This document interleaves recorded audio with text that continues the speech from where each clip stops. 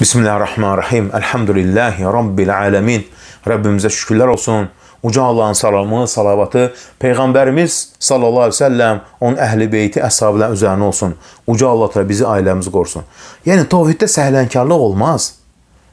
İnsanlar Allah'a şərik koşsun, ben hakkı demeyeyim, hiç ne olmaz, olmaz. Subhanallah. Allah Teala Kur'an-ı Kerim'de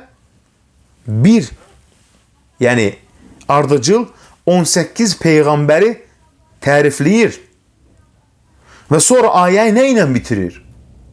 وَلَوْ اَشْرَكُوا لَحَبِدَ عَنْهُمْ مَا كَانُوا يَعْمَلُونَ. Eğer onlar da Allah'a şerik koşsalar, ettiği bütün emellere batıl olar. Yani Allah Teala keçmir hiç kimseye.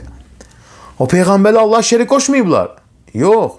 Sadece Allah Teala bakın bizlere neyi bildirir? 18 peygamberi ardıcıl tərifləyir ve sonra deyir ki Allah'a şerik koşmuş olsalar bütün emelleri batıl olar. Yani tevhidde səhlənkarlığı keçmək yoktur. Subhanallah.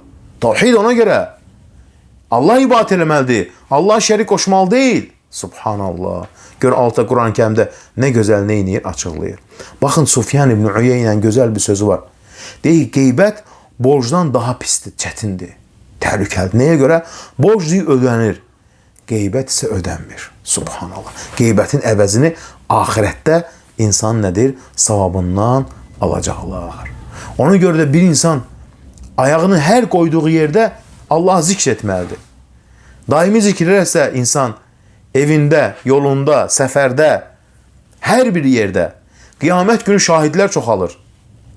Her yer şahit gelecek. Allah'ım nedir? Yer, ağaç, her bir yer. Her bir güzel yer. Dağlar, ağaçlar, o kul nedir? Allah'a çok zikredenlerden idi. Subhanallah. Her şey şahitlik getirecek.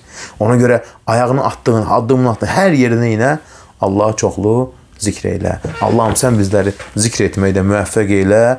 Amin.